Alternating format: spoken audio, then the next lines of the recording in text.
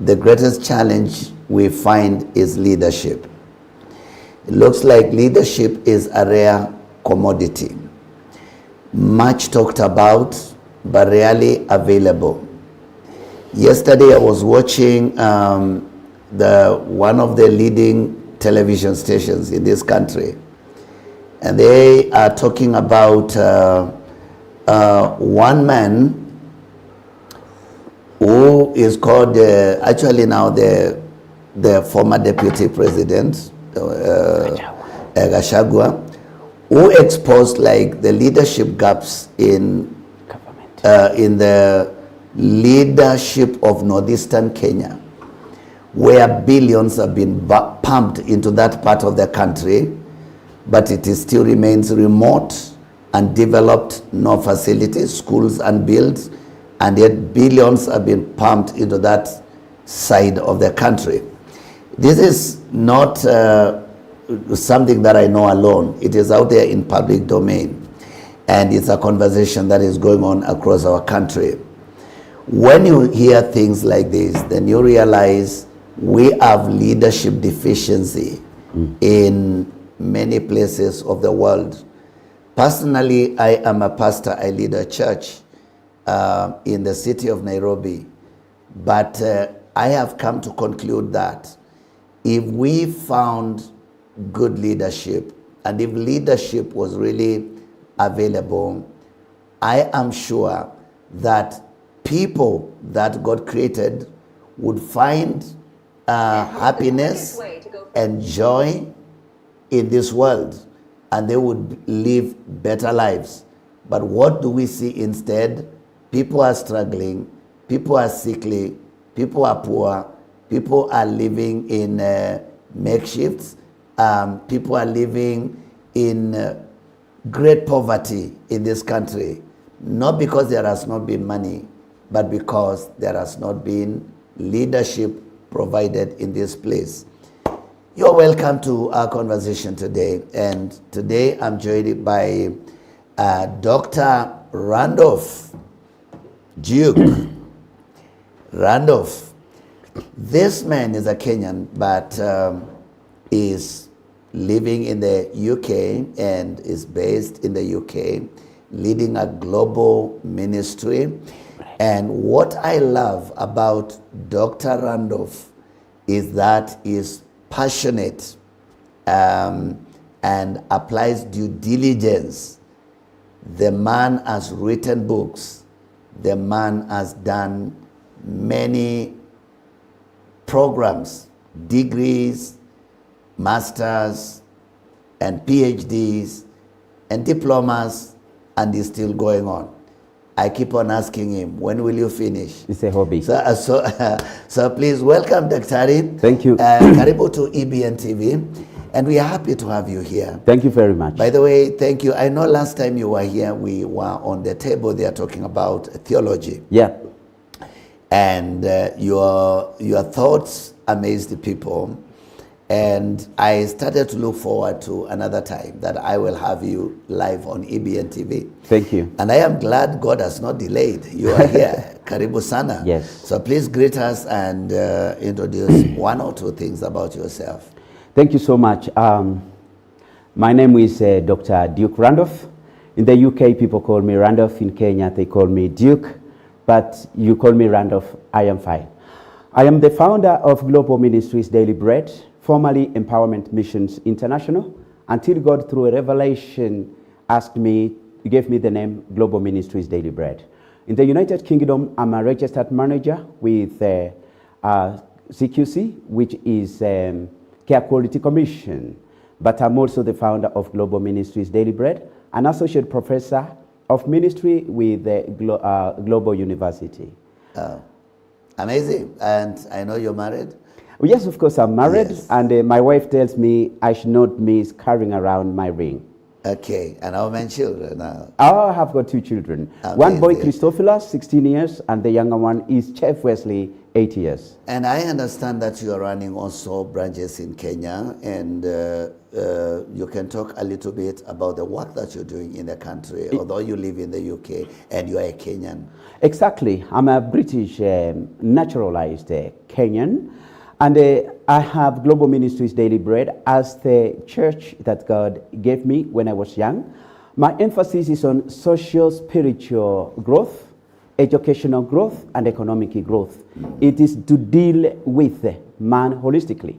But it looks like I had too much emphasis on dealing with man holistically until God brought me the name Global Ministries Daily Bread, meaning I have to take away the emphasis on empowerment, that's economic and educational, but spiritual. That's where Daily Bread comes in. Amazing. And my dear viewer, I want to warn you that you are talking with a highly intellectual person when we talk about intellectuality. And I would like to mention maybe what is the program, what do we call it now?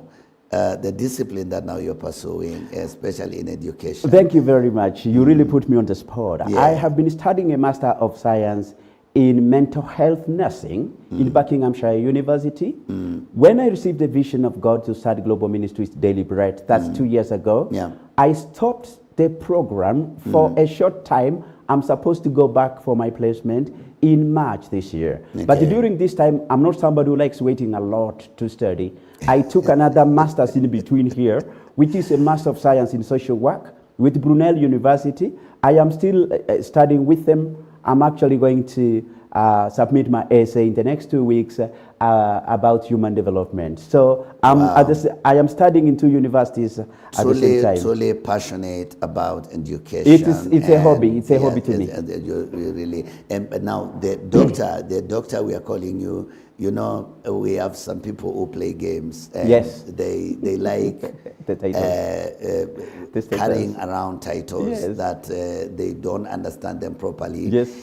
Explain your doctorate or your PhD, because yes. I know it's not a doctorate, it's a PhD, yes. Yes, all PhDs are doctorates, but not all doctorates are PhDs. I know. My PhD is in empirical science. Empirical science is a very fancy name for calling practical theology. Oh. So practical theology, you study it like a real science. You don't start with the Bible. You start with human experience, and you see how it corresponds with the claims of the Bible. So my PhD is in practical theology. The fancy name for it is empirical science from Bangor University in the United Kingdom. I graduated in 2014. Is one doctorate or several? My wife, yes, I may do all the doctorates in the world, but I think I may do another secular one because me studies is a hobby. Amazing, you're welcome. And Dr. Randolph is a writer and a serious writer.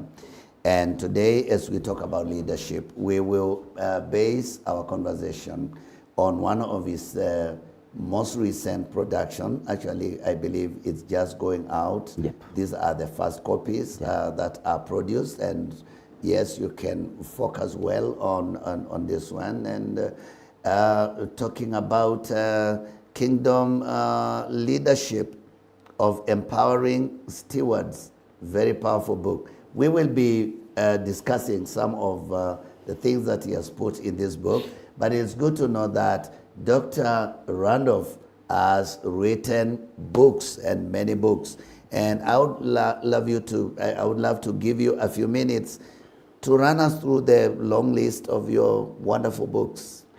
Oh, thank you so much for introducing me. And they are here. And they are here. I have 5 books. Actually, the first one I did not come with it. I should come with it next time. There are 5 books that I've published already. There are 7 that are coming out in the next 1 month.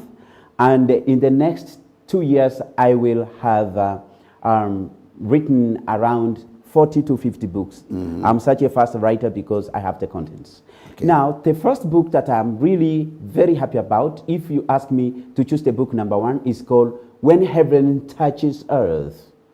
That's a book about miracles. This is the UK version.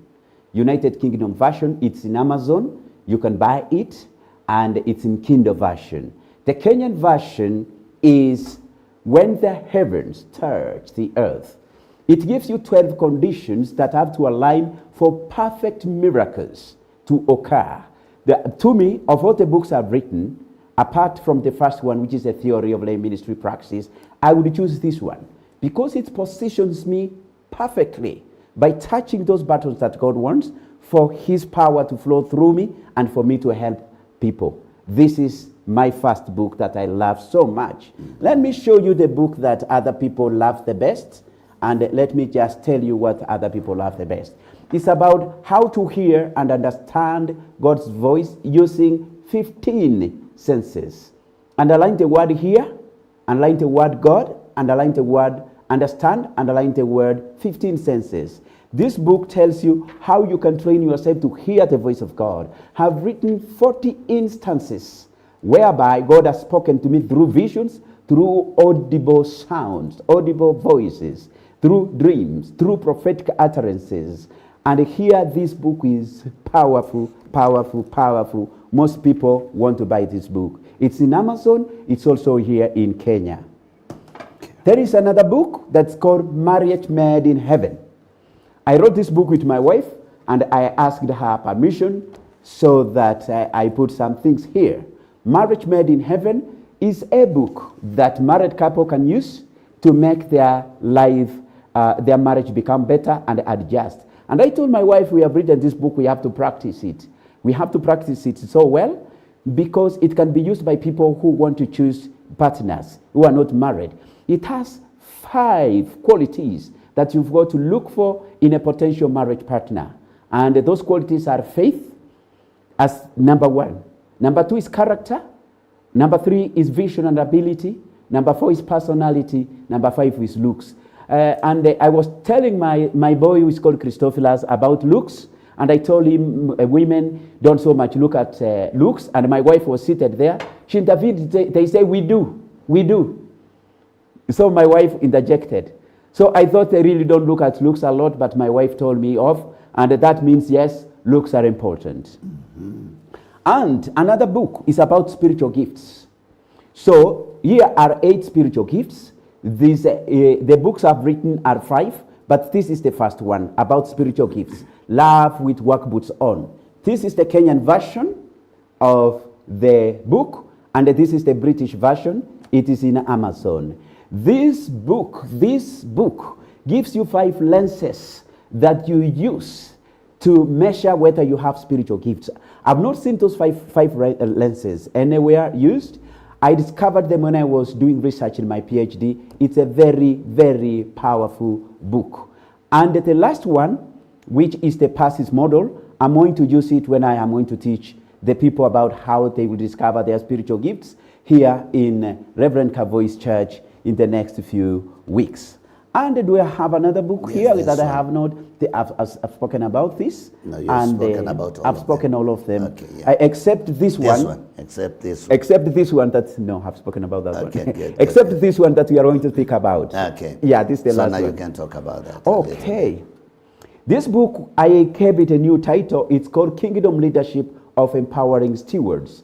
In short, it's called KLOES, the closed model. It is a leadership style that claims to have superior qualities to any single leadership style that exists. Autocratic, transformation, servant leadership, because it brings all the qualities, the positive qualities of the other leadership styles, and harnesses them and brings them into one model, which is kingdom leadership. It has 10 P's, 10 powers. It has 10 principles which start with letter P that makes it unique and distinctive over and above every leadership style. And that's what we are going to talk about, because it comes out uniquely as a kingdom leadership style. It actually interacts with secular leadership styles and shows their weaknesses. Amazing, amazing. And I like the way you summarize it and the passion that is in the way you present it. But let's get down, and my dear viewer, I welcome you to the conversation of today. I don't know whether we'll be taking any breaks because we have so much to cover in trying to understand leadership. And if any country gets good leadership, that country will achieve its goals. That country will arrive to pleasant places and goals of beneficial permanence, if we can so speak. And the same will happen to any family that has a good leader. And the same will happen to any church that has a good leader. The same will happen to institutions. We have got institutions, universities, colleges, and all these institutions. If they have good leadership, then the institution will move forward. If good leadership is not found, that institution will stagnate, and there will be a lot of stories around it.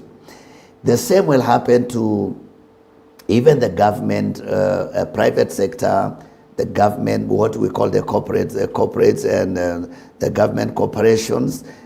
When they have good managing directors and chairmen of boards, managing boards, the institution will do well. The corporations will do well. But if leadership is leaking, if leadership is broken, then we cannot deliver results. Results can only be delivered by leadership. Let's get down to the conversation today. Dr. Ari, you have written this is a big volume. I'm also a writer. I have got 8 manuscripts that have not gone halfway. I write a little, but I have 8 manuscripts that I will publish in a short, I know you will help me to do that. But this is a big volume, and when I look at it, I see the time and energy and mind that you put into this volume. You're talking about kingdom leadership. What do you understand by leadership? Where does leadership come from? Thank you very much. Before I answer your question, I would like to comment on what you have spoken about, that leadership is the greatest currency. When I did my PhD, in how you can have the best church, the only thing that's above leadership, the only currency that's above leadership is one. Your identity in Christ, who you are. In a church, leaders are important. But there's something that's above leadership, style, and who a leader is. That's whether the people are born again. That's what is called identity, theological, biblical identity. That's the only thing that's more powerful than leadership. Wow. So, how do I understand leadership? And because we are talking about the leadership challenge, looks like it's a rare commodity. Exactly it is. Where does it come from? Thank you. I have grown up and I never see myself as a leader. And I don't fit into so many leadership contexts. But I know God has called me. And because I know there are so many people who are oppressed. And because I know God has called me to be a leader, and not many people will take me as a leader, I have been inspired to write about leadership so that I am able to empower so many people to take their positions and know their calling to be leaders. So, the idea of leadership can be contrasted with management. Is there a difference between leadership and management? Yes. Leadership gives direction. Management brings resources to steward them to attain the goal of leadership, which is vision. So there's a difference between leadership and management. Leadership is above management. Management serves leadership, but both must work together. Amazing. Leadership, so I know we'll talk about where leadership comes from, and I know there are things we're going to cover here on leadership. But when we talk about leadership, can we separate it from God? Exactly. Thank you so much. Pastor, I always love your questions. You are a person that should actually be the one asking questions. I can truly tell you that the way you frame questions, they put everything in context, and my spirit just gets excited with your questions. They really bring things in here. Now, there are 30 leadership declarations. Where does leadership come from? First of all, I have addressed in this book about where leadership comes from. Who is a leader? Why should we have leadership? What is leadership? And I've come up with what's called 30 leadership declarations. Leadership comes from God. Leaders are not born. Leaders are not made. Leaders are divinely selected or instituted. That means that leadership comes from God. Now I know you are going to ask me, are the politicians leaders, these That's people, where we're going. That's these where we're people who going. steal elections. That's where we're going, Dr. You are going to ask me all those things, and I love those kind of topics. And I like some of the leaders who exist because they are there to discipline you. Okay, so the political leaders and the leaders of the institutions and government ministries and departments, they all come from God. Exactly. Do you believe that these leaders in office understand that? They realize that? Do they realize that? I don't think they do, because some of them are atheists. They don't believe in God. But even those people don't believe in God. God says He's the one in charge, the sovereignty of God. Make sure that even the bad things, even when the devil is fighting, at the end of the day, God says He's going to win. He uses the bad to work towards the fulfillment of His divine purposes based on His foreknowledge and the sovereignty. So we can outrightly say leadership, wherever it is found, it has come from God. Yes. And those who exercise such mandates or leadership must realize that they are doing it on behalf of God. It's God who has given them that role. That's a very interesting question. I would say leadership as a concept comes from God. But here I want to be a bit controversial. Not all leaders come from God. But God, some leaders come from people. We're talking about leadership. The leader can come from anywhere. But because even right now, we are suffering because of bad leaders. Exactly. Leaders who really have no heart for the people and who have no vision for the people.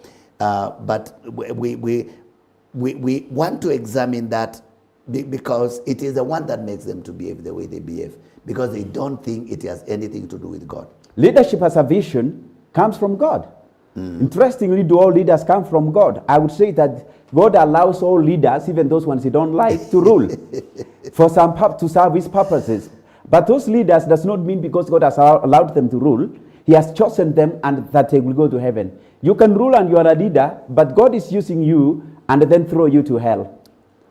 It is good for a permanent secretary somewhere. Yes. A principal secretary somewhere in a government office to know that they will give an account before God. Exactly. That's why kingdom leadership speaks about accountability. Some of the 10 powers of leaders is problems and pitfalls that leaders must avoid. That's the question of accountability. Communal accountability, your family accountability, accountability to God, accountability for your professionalism and the policies. So accountability is there. What can leaders do, Dr. so that they can balance?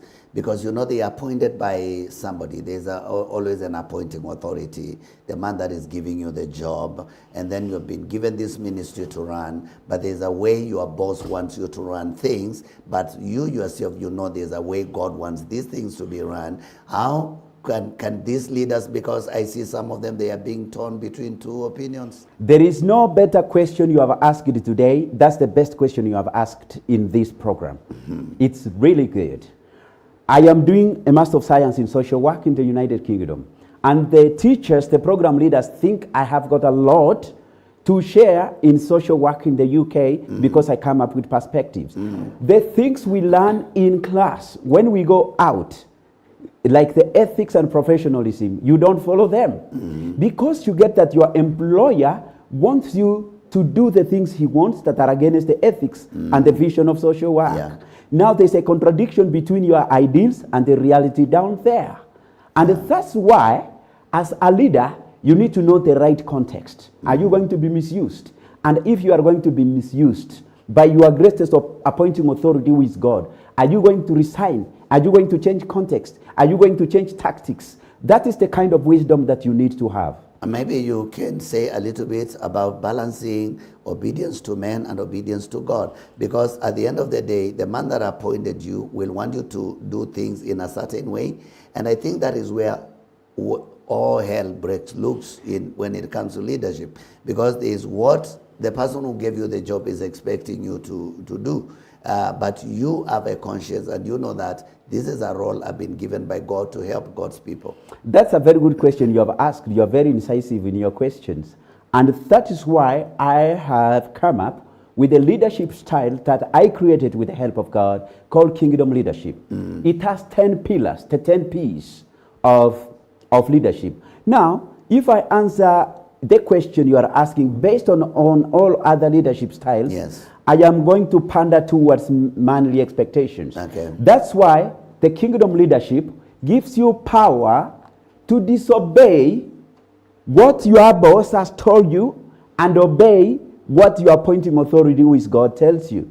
Because if the policies in your place are telling you to go the greatest appointing authority, who is God, should you disobey and be sacked? Should you change your tactics? Should you lie that you have done it? That's why it's very important. That's why I'm saying it's not every leader. There are specific places as a leader that you need to function. So perhaps it's a time for you to call it quits if you think in disobeying your appointing authority, who is let's say the president or the governor, is going to fire you. What are you going to do? So I think this question would need to be more specific for me to answer it, because it can create problems. Okay, let's leave it there because we don't want to create any problems. But it is good, and I just want you to buttress it. Yes. Just drive it home. Exactly. That every leader is appointed by God and will give an account. Exactly. Before God. Because I feel we must bring every leader to understand it doesn't matter whether it's the president Yes. that appointed you, Yes. whether it's a cabinet secretary that appointed you, Yes. whether it's a governor that appointed you. Yes. It is good for every leader to know you will give an account, because anything called leadership, it comes from God, and the one that gave you that role to lead and help God's people will require a report and an account from you. What you mean is, it doesn't matter how you came into leadership. You are finally in that leadership position, and you are accountable to God. Yes. How you came into that's a different matter of a different day of judgment. How you came into there, that's a different chapter. Yeah. What you are going to do in that leadership is a different matter. Well, of course, it's good for them to know, because they keep on saying, what do I do? Because my boss wants me to do this. Yes. My boss wants me, I keep on hearing that in a lot of government offices, the boss keeps on demanding money. And people down there, they must organize for the money to go to the big boss. And whichever department it is, or whichever ministry it is, or whichever institution it is. And they must know that they have a choice. And what they do is a choice. If you obey your boss to destroy and steal money from the public coffers, you will give an account before God. And it's good to know. I don't know whether you'll add anything. I want us to transition. You know, what you're saying is really good. That's where the first chapter comes in. The 30 declarations of leadership. Leadership should be incorruptible. Leaders can be compromised. Those are the 30 declarations about leadership that actually set up the tenor for this discussion. In other words, yes, if you find that where you are going to compromise, is it time for you to resign? Is it time for you to change tactics? Is it time for you to fight and confront? That is dependent on the wisdom you have at that particular time. And of course, Peter says on that great declaration that it is better to obey God rather than men. And that ends the story, because you'd rather suffer but obey God than obey man and be thrown into the lake of fire forever. That's where kingdom leadership will empower everybody, and is unique and is above every leadership model. And we go there now. It gives you that empowerment. We go there right now. And Dr. There are many leadership styles, or what we basically call styles of leadership. And you seem to have come up with a new model of leadership, yes, or style of leadership, which is called kingdom leadership style. I know we have got servant leadership, we have got transformational, autocratic, we have autocratic, democracy, we have democratic, laissez-faire. Can you list them down to us, please? I give it up. Then now we come and talk about the kingdom leadership style. Thank you so much. I will just give you a list of the 20 major leadership styles that exist, and I'm just going to give you an outline without commenting on them. Okay. The first one is transformational leadership. I was doing an interview in one of the universities in Kenya. They wanted me to teach their doctoral students. And they asked me whether I know anything about transformation leadership. I'd done some research about it. It is more of secular origination. So there is transformation leadership. There is servant leadership that we are going to define later. There is transactional leadership. You do this to me, I do this to you. That puts poor people out. You won't be their leader because they have nothing to offer unless you worship them, perhaps. There is laissez-faire leadership. Everybody does what they please. There is participative or democratic leadership. That's leadership number 5. There is autocratic leadership. There is bureaucratic leadership, highly structured. There is number 8, situational leadership. Yes. You deal with people based on their situations and circumstances. Yes. There is charismatic leadership, where Pentecostalism really tends to, but to be fruitful about, but where so many pitfalls come. There is visionary leadership. There is authentic leadership definition. Page 404. There is coaching leadership. There is distributed or shared leadership, which is not necessarily the same as participative. There is spiritual leadership, number 14, 6 more remaining. There is ethical leadership.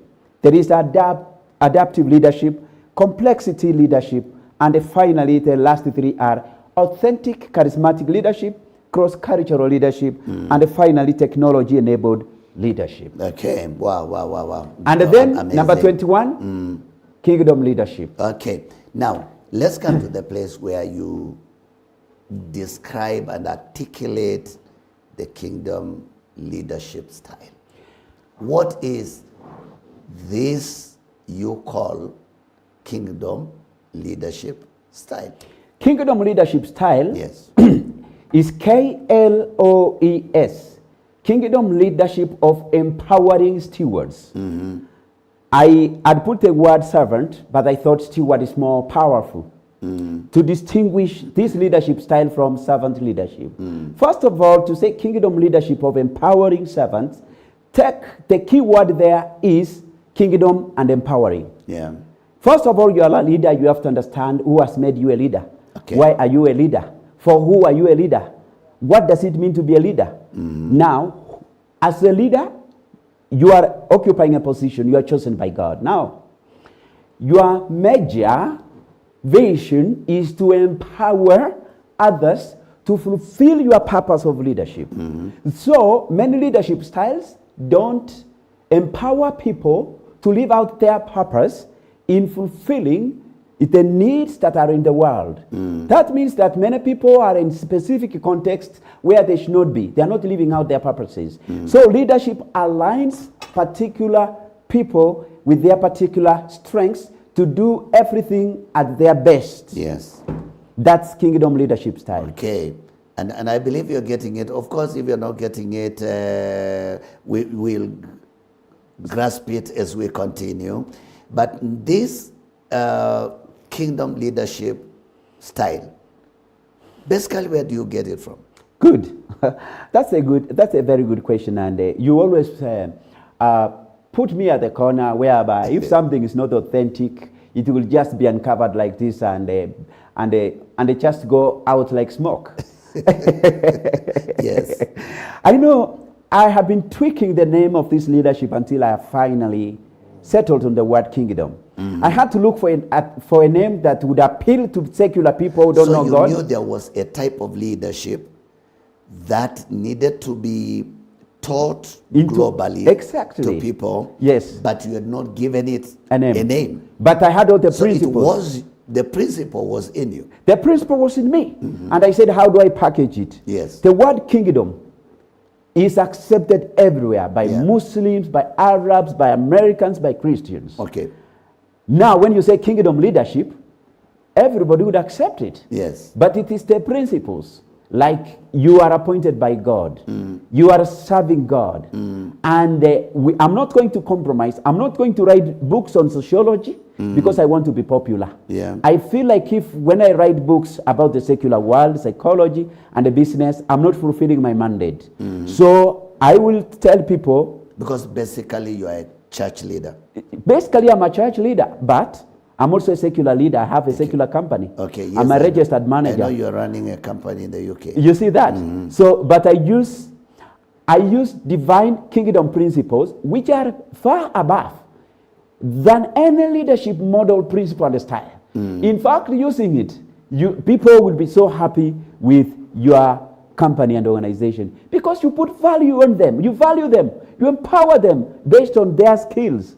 That is what kingdom leadership is. So you are outrightly saying that kingdom leadership style is superior to all other known leadership styles? The only way you can negate that statement and say no, you have to read through this book.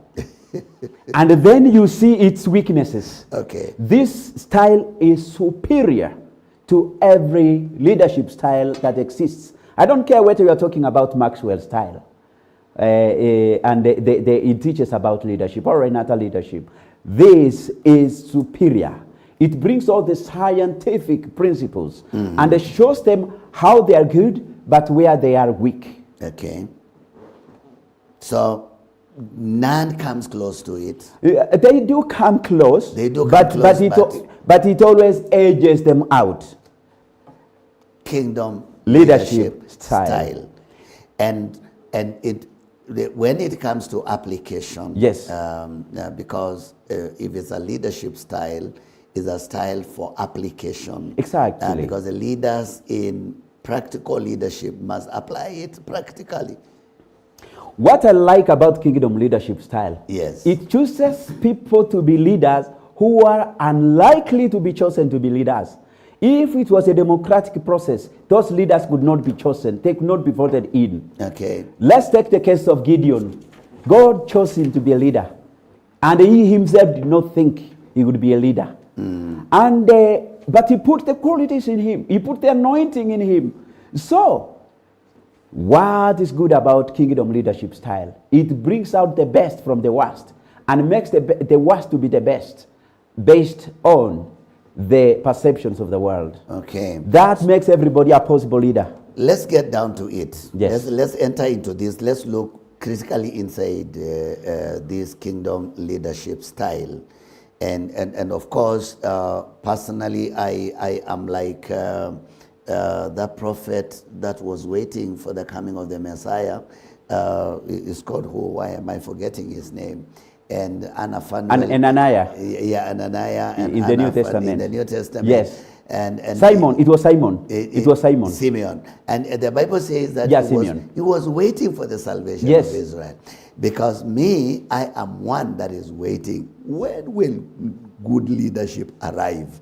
A leadership that can be applied by the presidents, by the governors, by the and it makes the lives of people progressive. It makes lives of people move forward. Now, if this is it, let's then break it down. Let's go on. And because, Dr. You have said kingdom leadership style is the best style. It's superior to every existing model. Okay. And you're ready to defend that. Why not? Call me in conferences, call me in academic discussions. I am ready to defend it. So now, in breaking down, you have given it like, there are distinctives of the kingdom leadership model. Exactly. And you want us to enter there, or maybe... You are the host. I will do what you want me to do. Okay. What are these distinctives of the kingdom leadership model? That is the third best question that you have asked today. Yes. The kingdom leadership style has 10 pillars, which start with the word P. It has 10 powers. So it has 10 pillars. Powers. Okay. Every power starts with a P.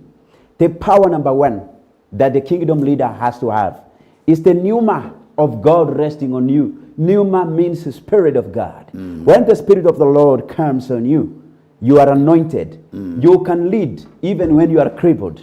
Okay. You have been given the knowledge of God. Everybody that God has chosen to be a king, himself in the Old Testament and in the New Testament, the Spirit of the Lord comes on you. That is a distinctive that cannot be matched by any leadership model in the world. All right. That one is number 1 point. So number 1 pillar is Pneuma, the Spirit of the God, Spirit of resting God on you. resting on the leader. Yes. Okay. Can I say the Spirit of the Lord rests on me? I can authentically say yes. I can authentically say the pneuma of God rests on you because I know you. You are a leader. Okay. Number 2, personal qualities of kingdom leadership. What are these personal qualities of kingdom leadership? Every leader who has been chosen by God has personal qualities, and that is page 220. Yes. There is what's called visionary inspiration, like Habakkuk. Habakkuk was given a vision. So when God chooses you to be a leader, His Spirit comes on you, but He gives you a vision. What are you supposed to do? So actually, are you saying that the Spirit of God will dwell on men that are not regenerated, that are not born again, because they are out there in the government office and they are out there in the secular leadership? That's the 4th best question you have asked, because it now distills everything I say. Now, this is where kingdom leadership is superior to another model. Yes. Unfortunately, this is what happens. God will want to appoint leaders Himself. But look at the position of Paul, of Saul. Yes. God wanted to appoint a leader for Israel Himself. He was their leader. But people wanted to see human leaders. And He told them, okay, I have your leader. They appointed Saul. Saul fitted the best curriculum vitae of the people. And God gave them that leader. He gave them that leader, not that He's the one who initiated him out, did not see him as the best, but the people chose him. That's what we call democracy. So, because of democracy, God allowed the leader to lead them. Did God choose him? No. God allowed him to exist because the people chose him. What were the consequences? Because he could not fulfill the vision of God, the ideals of God, the personal qualities, the 10 P's that I'm going to talk about. He went through punishment. So, every leader who exists is occupying a position of leadership that God has created. Yes. But he himself may not have been chosen by God. He may have chosen himself through rigging. People may have chosen him, but when he's there, he's still required to do what God is supposed to be done as the vision of God. And that is the Spirit leading the leader in the office. The other distinctive, let's go down. The third distinctive of kingdom leadership. So the second, number 2 is the practical, the personal qualities. Personal qualities of leadership in a person. Knowing why you are a leader, why you have been put there. Okay. Unfortunately, many people are tribal leaders. I think, Doctor, you may need to come and talk about these qualities because I think they are very, very important to cover. But you go through. Yes, and I had one person saying, I don't like being political because I would like everybody to be my friend and listen to me. So, but I don't want to really go that way. Let me go into the third place, which is a 4th power of kingdom leadership. Places and spaces within which kingdom leadership operates. As a leader, God wants you to govern somewhere, to empower people at certain places. And that is in page 231. Yes. So, a leader has been chosen to lead in a certain place. Now listen, Reverend Kavoy, look at T.D. Jakes. He came to Kenya with a big team of people. Yes. But can that man work in Kenya as a pastor? That's the question you have to answer. I don't think D.D. Jakes can work in Kenya because he's used to work in a high-level, high-consuming, productive country like America where people give a lot of money. You'll come to Kenya, there's not much money. But God has given you grace where there's little money and you can operate there. So, when those big preachers from America come to Kenya, they don't want to stay here for 2 weeks because they find themselves giving out money until all the money would disappear. And then they say, God has not called me here. Meaning, there is a specific place God has called you to operate. And if you operate beyond that place, you will experience burnout. Okay. Do you agree with me on this one? I agree with you. Okay. Okay, let's go to number 4. I agree with you. Number 4. Number 4. There is what is called position and power sought by kingdom leadership. You must understand what you mean by what position you have. That's page 238. I just look at it and it gives me. So, authentic self-awareness and a mutual accountability. So, yes, you have a position, but are you accountable to anybody? So, vision casting that incarnates values.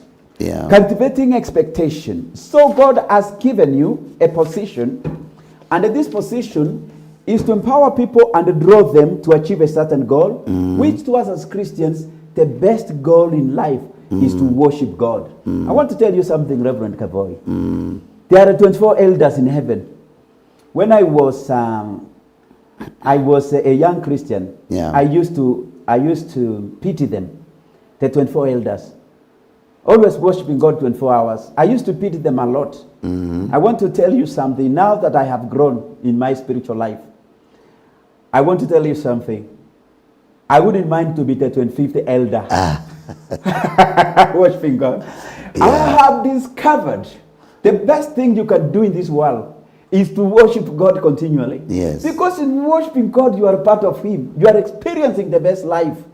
So, your position as a leader is to draw people to recognize the greatest power we have on earth. Yes. That is not Darwin evolution theory. It is creation, the one who has created everything. And that's why kingdom leadership is superior to every leadership, because it recognizes who creates leadership. Okay. So you have to know your position and what you're supposed to do. Okay. I hope that comes out well. The pillars, they are 10? You say There are 10, and okay. those are only 4 that I have said. Okay. Yes. So do you want me to continue? Okay. There are too many. I know there are too many. So when we talk about the distinctives Kingdom leadership. Of the kingdom leadership, I really am very interested in this, and I'm going to apply some good time into Sorry to interrupt you, because I must yes. interrupt you there. When we talk of the distinctives, yes, there are the 10 pillars of the 10 P powers of kingdom leadership. But remember, there are 30 declarations of kingdom leadership. Yes. Leaders are not born. Leaders are not made. Leaders are divinely selected. And more, the incorruptibility of kingdom leadership. Your leadership can wane. Your leadership can increase. Your leadership can be context bound. Your leadership can grow across context. Are you seeing the elasticity form of kingdom leadership? It is so good, so responsive to every situation that its malleability it goes far and beyond. And I really would pray that one of these days you will come here as a state guest and maybe speak in a high-level forum like the National Prayer Breakfast, which is attended by the president and all the key people in the leadership of the country, and talk about the kingdom leadership style. That is what God is preparing me for. I've already met with some presidents spiritually. President Obama twice. I don't want to name another president. I will keep that one. I will keep him. I've already met with him and we have had discussions, and God is telling me He is preparing me to operate at that level. That's why He gave me the ministry called Global Ministries Daily Bread. So I'm not going to preempt like Joseph did, because I don't want problems. Okay. Some of the leadership styles that which are being advanced, they appear very super, like the transformational leadership. It sounds quite biblical, but its origination is secular. So now I wanted you to maybe share with us, and in this live program, why you feel like we need something more over and above transformational leadership. You are the best interviewer I've come across, and that's the 5th best question you have asked so far, because you really know how to pitch your question so progressively. So that is transformation leadership. Let's go to page 401. Transformation leadership comes as the closest to kingdom leadership. And right now it's good to know that transformational leadership is the thing that is now being advanced worldwide. I know. Worldwide, in every place, every university is teaching about transformational. Africa International University, they gave me an interview and they told me whether I could teach about transformation leadership. I told them my PhD has researched on leadership. But as I continue to do more research on transformation leadership, it's not biblically originated. It's a secular model, but it sounds biblical. Now, what's transformation leadership? What is the origin of transformational leadership? Good. Style. Transformation leadership, it focuses on inspiring followers through vision. You see, now people come with their visions and you inspire them to attain it. It is dependent on the charisma, the skillfulness, the aura of the person who is using it. Okay. It has intellectual stimulation. It makes people feel good. I am not going to speak anything against So what are the downsides of transformational leadership? Okay, let me say the strengths first. The strength, okay. It drives engagement. People become so driven, they want to participate. It is innovative, it sounds imaginative and high performance. It really taps into this. That's why it is ranking so high. However, it has weaknesses. It may rely too heavily on leader charisma. It over-relies. Yes, it over-relies on the person and not on the pneuma and not the prayerfulness and not on listening and not on the counterbalances that come from others. It just relies on you being the leader, the most powerful person there. Who knows? So if you lack the charisma and you're applying transformational leadership, you may not You deliver. don't fit there. So it neglects spiritual roots that makes you to be authentic and to self-correct. So that's its weakness. In comparison with the closed model, which is kingdom leadership, they share about envisioning the future and creating those realities. So that's power number 5, practical competence of the leader. And then it locates inspiration in the Holy Spirit. That's kingdom leadership. Kingdom leadership locates its origination as coming from God. Where transformation models prioritize human creativity, now listen.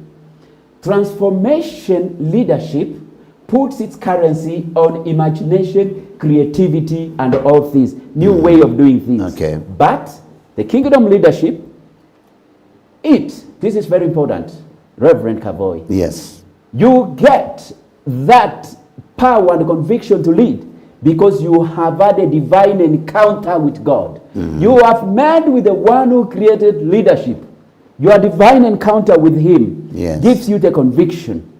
Before you start planning strategically, you have met the one who created leadership, and your convictions and your aspirations and your ethics are led by that, are inspired by the encounter you had with God.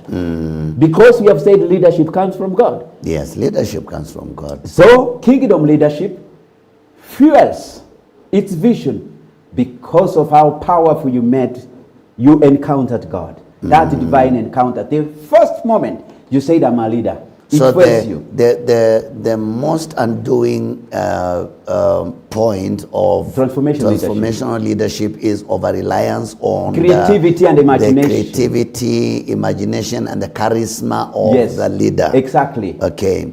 Which now it's demanded from the leader himself, while it's supposed to come from the externally, okay, from the one who creates leadership. And that's why kingdom leadership is superior to all of this. You remember I met God as Habakkuk. He told me to do this. And listen, to have been chosen by God as a leader does not mean that you will succeed.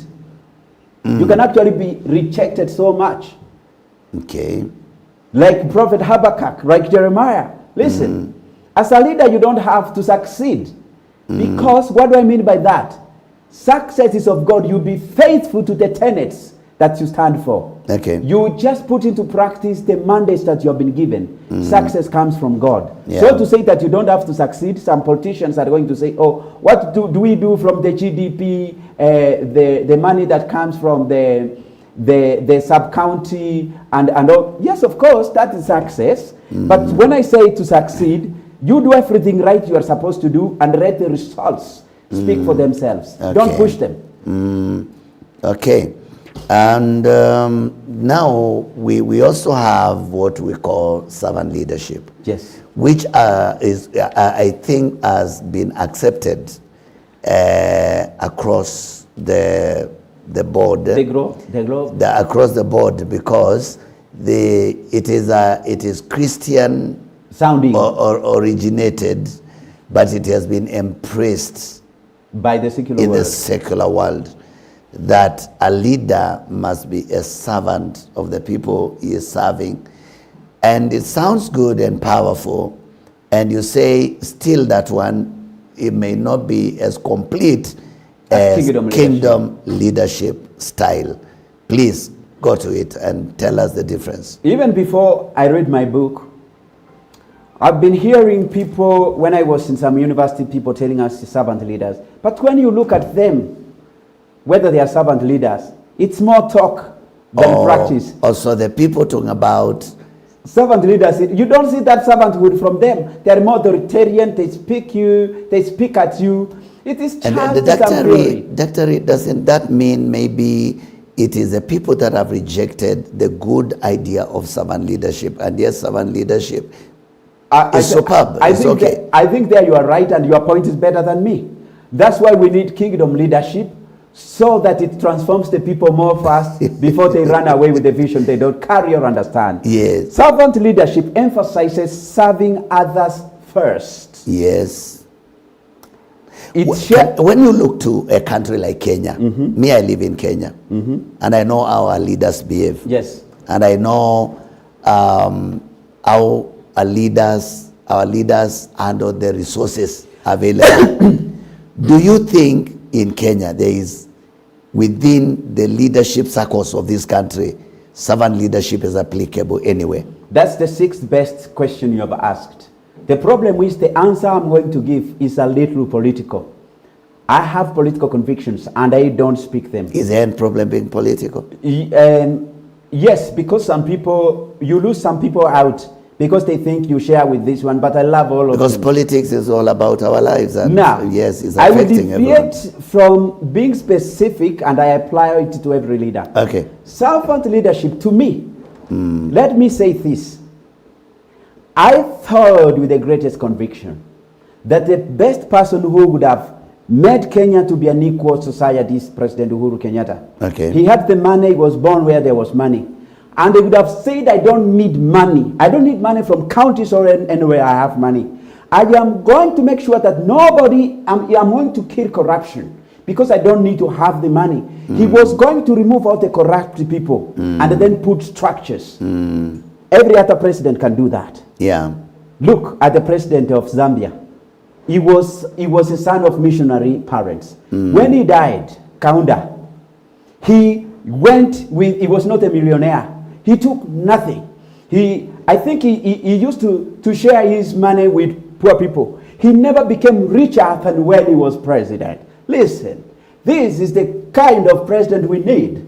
Somebody who is going to cut off all those loopholes of corruption. Kaunda did that. That's the kind of president and governor we need. Yes. Don't come to enrich yourself. Use those resources to kill all the corruption. Okay. So I've answered that question, but I think it can apply to every president. Yes. And I thought President Uhuru would do that because he didn't need the money. Unfortunately, if you put me there, I am very poor. I may be tempted to have the money. But I think with the qualities that God has given me, I've seen God. I think seeing God is superior to money. So I'm really not going to go for the money. I think it's a matter of discipline. It's not even about where one is born or what he has. Because I see in this country people that are very rich and they are still stealing. Until I even wonder, what are they stealing for? Because if it is their children, they have bought them vehicles, they have bought them even, they have bought them houses. What are they stealing for? And I really feel like we need now to turn to the kingdom leadership style, because Exactly. now there is no, it's a bottomless pit.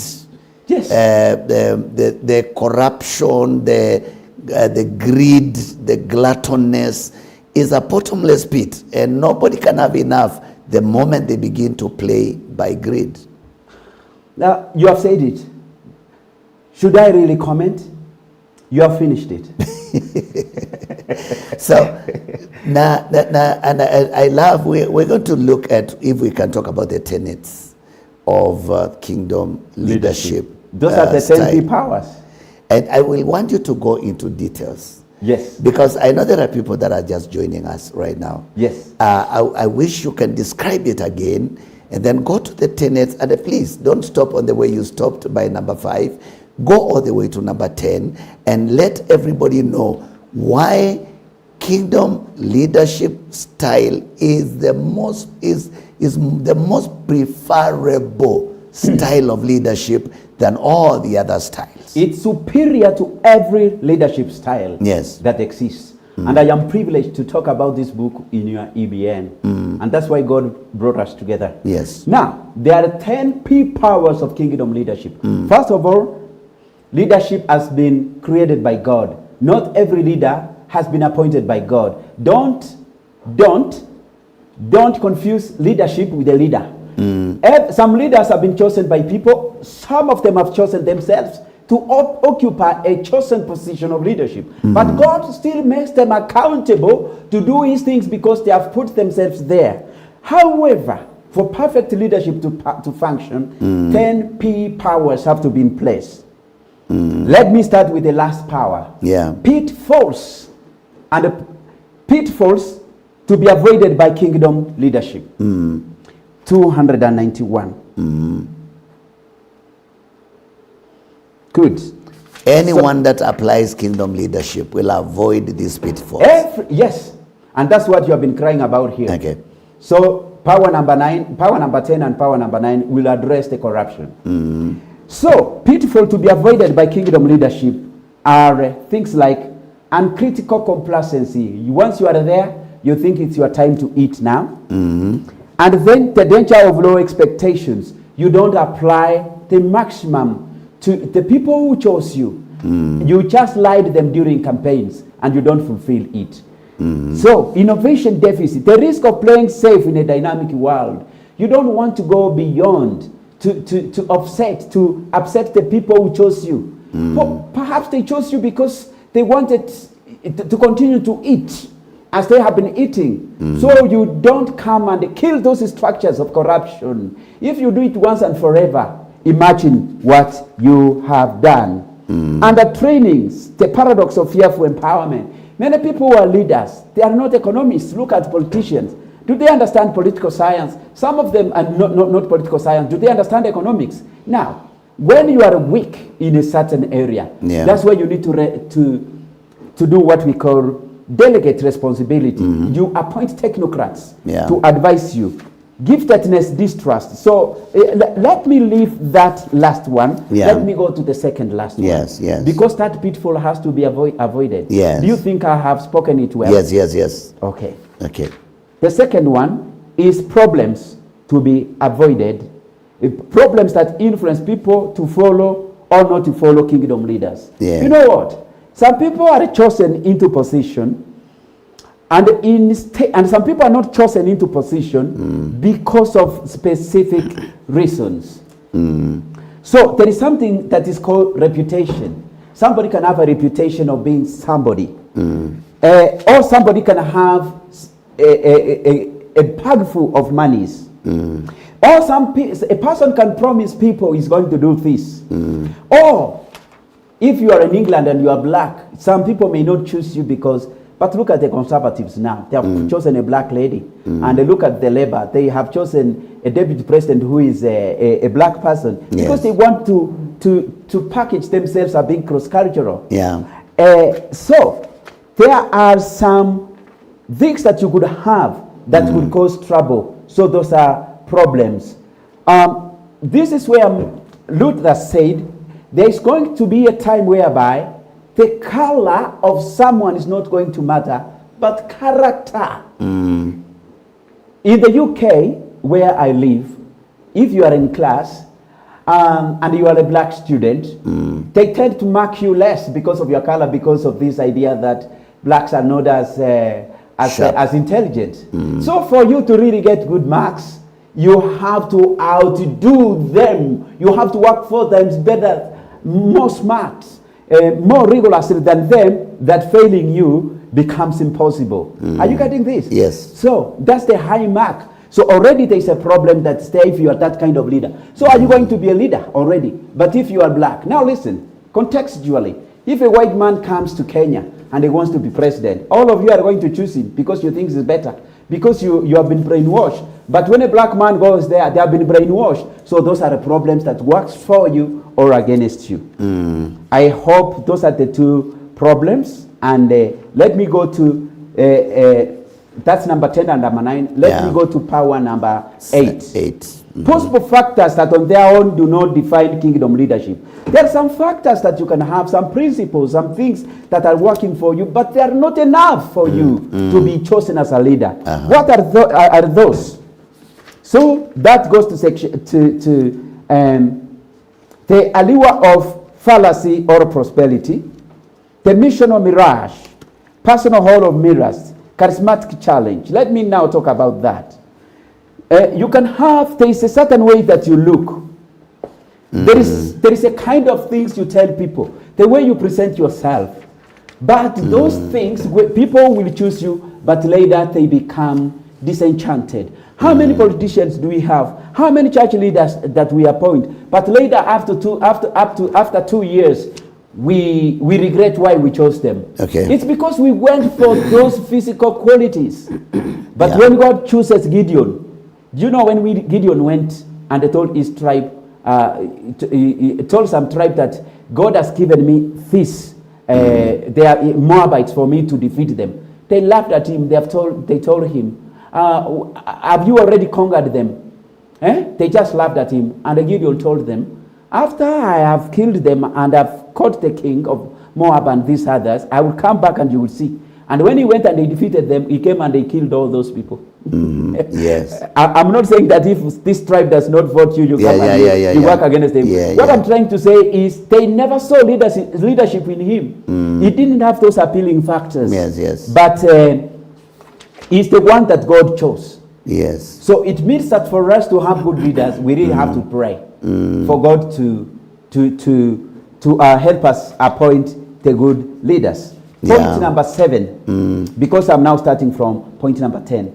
Potential factors causing people to follow modern leaders. There are some potential factors, the artificials, that make people to follow leaders. You see, these are 10 P powers of kingdom leadership.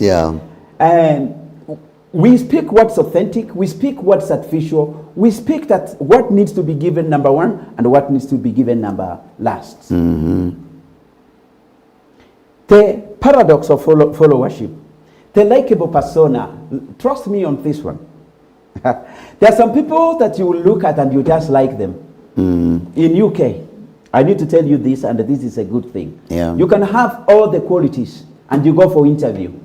But the people you are going to serve, you can do an interview and you come out number 1, and another person comes out number 2, and another person comes out number 3. But the managers will go back to the clients that you are going to serve. If you are going to be the manager or a support worker, they will ask them to choose who they like. So the idea of likability comes in. Okay. Now you were number 3, but you have not been chosen. I went somewhere and here in Kenya, I was going to be a chaplain, and we were 3 people. Somebody came from Pan-Africa University, I came from East, and another person came from a smaller college. And we did an interview in one of the second schools in Kenya. And I emerged to be number 1. But the principal of that school liked the person who was number 2. So, and the board of governors was there. He or she could not choose that person because the likability came in against my competency. So I did not get that. So you see, there are some things that come in that make people choose people, and they are not a choice of God. That's what I think, number 7. Yeah. Policies and professionalism kingdom leadership communicates. We are supposed to be professional. I want to say something like this. There is church and charity. Charity gives free things. Church gives free things. But here, in order to appeal to people, some people want to operate charitably. They empower you and you remain in your sins. But the church wants to empower you, as the charity does, but goes beyond and wants to emancipate you from your sins. Some leaders come, they empower people to vote them, but they leave them in their problems. But the church wants to also empower you to come out of your problems. So which kind of leaders are being chosen? Those ones, you just empower us, we have our desires, but you don't help us to come from there. And so, I think number 5 you had covered, and number 4. No, I've not covered number 5. That's the last I'm going to cover. That's the last one you're going to cover. Yeah, so let me go to number 5. Talking about practical competence. Yes. And the profit versus profit. Yeah. I like that one. Yes. I just look at it like this. I see 2 words and I know what I'm going to talk about.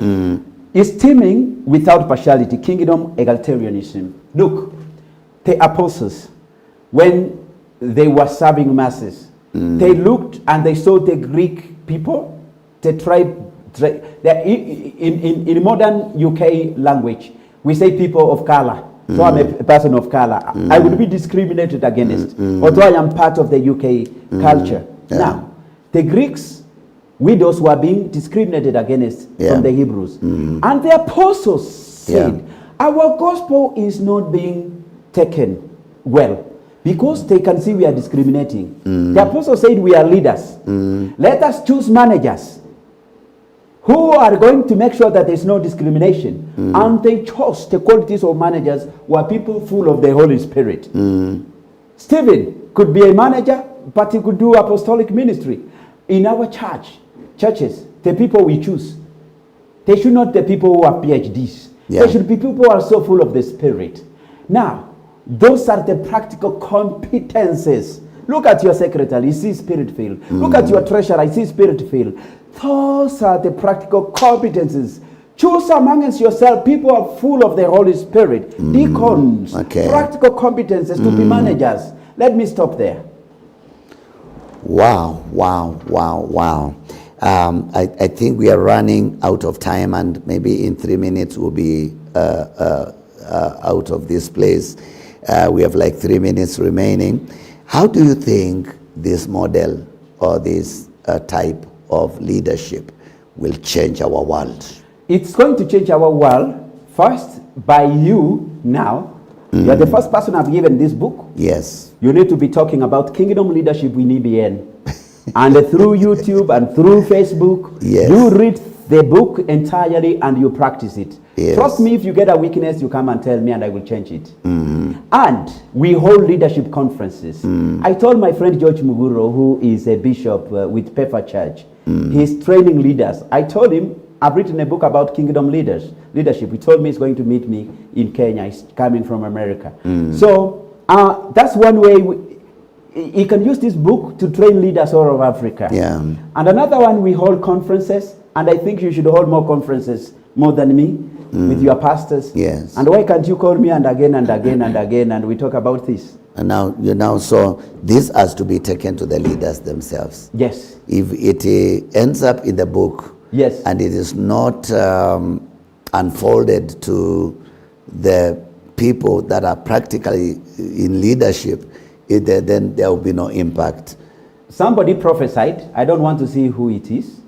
He or she said that God has shown them, I say them so that I don't say he or she. That's how we speak these days. You avoid he or she so that people don't think you are speaking about a particular person. That's also part of social work. So that you are inclusive. They told me, it's one person, that I am going to speak about leadership in UK from the biggest hall in the UK that would speak about leadership. So if that happens and that prophecy is true, that's one way that we are going to vigorously sell face in conferences, academia. One way, I'm going to write to Global University, and I tell them, you need to use this as a textbook. Get somebody to write a study guide from this book about leadership. To me, this is the best leadership book, and I am going to commend it to so many universities. And the good thing about it is that it's about kingdom leadership style, and that leadership is in the Word of God. Let me finish with this. Yes. It's best for you to be born again and to be anointed by the Spirit to reap the best benefits of this leadership style. Yeah. But you don't have to be born again to apply this leadership style. That's right. But it will benefit your followers, but it won't benefit you because first of all, you need to be regenerated. You have to be sure where you die, where you're going. You need the power of the Spirit. You will experience burnout. So, this book can be embraced by secularists and by religionists everywhere. Listen, the first universities that came into the world were Christian universities. We are the people who first created education, curriculum, and all this in Egypt. The University of Alexandria, it was a Christian university, the first university in the world. We came with knowledge before science came. And we used to apply all these theological principles. Now, we can still use biblical principles. And the biblical principles are being used now more by the secular people than by Christians. And they are benefiting as opposed to the Christians really working on them. That is interesting. And there's a quite good reason why leaders need to embrace biblical leadership principles, because leadership comes from God. I know you want me to finish. Look at care organizations in the United Kingdom. They sell compassion. They sell mercies. They sell generosity. They sell practical service. This is what charities are doing. But as a church, the Bible tells us, as kingdom leaders, you've been freely given these powers, these gifts, the material things. Share them out freely to people and empower them. But the charities, political charities, they have kind of shadowed the church. And instead of what the church is giving, should give out freely, charities are selling it. The care organization, they are selling compassion. You should never be found to sell compassion. My organization in the UK, I work there. You can ask me whether I sell compassion. It's impossible to employ people who have families, and I don't sell compassion the way I am talking, because these people need to be paid. This means the people who come and I sell compassion to them as a charity, I need money in order to employ people who are competent to serve them, to help them with personal care. Are you seeing now the difference between charity? In the secular world, I transition and I become a manager with competences in the corporation world. But when I come to church, those things I sell in the secular world, I give them out freely. Thank you, Dr. Is that a contradiction? No. Thank you so much, Dr. Randolph. I think we will need more time to talk about this, because I'm seeing a lot of good things in this book. Thank you. And I feel like if this is the book that will bring around the change that we need, let it be advanced and let it be publicized every place, so that we can experience change in the way leadership has been done. You've been watching the Leadership Challenge Show, and we must come to a conclusion. But today, I believe there is a lot of things to take home. This is online. This is out there on online. You can continue following and listening to what Dr. Randolph has been teaching here. But I feel leadership comes from God. Even the presidents, they hold that power on behalf of God. Donated to them by God. Donated to them by God. And so they need to apply godly principles if they are going to succeed. The problem and the gap, the gaps that we have is because leaders are trying to lead or provide leadership which comes from God without the backing of godly biblical principles. And that is the undoing of many nations and many leadership places. May God help us, and we have to call it a day. I don't know what you have to say as well as thank you, Reverend Kavoi, for honoring me to come and speak in this forum. I feel great honor that this book came out yesterday, and I have given you the first copy because you are my friend and you have dedicated this book as the first person to dedicate it. I don't know whether there's going to be another one to dedicate it. I think dedication is done once. And I am very sure that you are the person who is going to run very fast. I don't think you are going to run faster than me in preaching this vision that God has given to Habakkuk about kingdom leadership. Yes. I truly believe that if you use this even in your own church, you are going to see a revolution. Thank you so much. And not only me, but every other person who dares. Yes, because you must be daring enough. Change is not liked in many places. Many people don't like change. They like to stay in familiar environments. But when change comes and you apply it, and you will see the change that coming to the people. And so thank you for joining us at the Leadership Challenge Show. And this book is available, I think. Amazon? You can always, it is in Amazon, this book. It will be there from next week. From next week, it will be in Amazon. So you can purchase it from Amazon and you can begin to apply them. It's superior to other leadership styles, and is a style of leadership that I think some Christian leaders might not have been bold enough to introduce, but Dr. Randolph has boldly introduced it as the style that needs to be applied not only in church but in every other secular organization. And up to this point, we must call it a day, and God bless you. And thank you for watching Leadership Challenge Show. We will be here next Friday. We will do it again. God bless you, and bye-bye. Amen.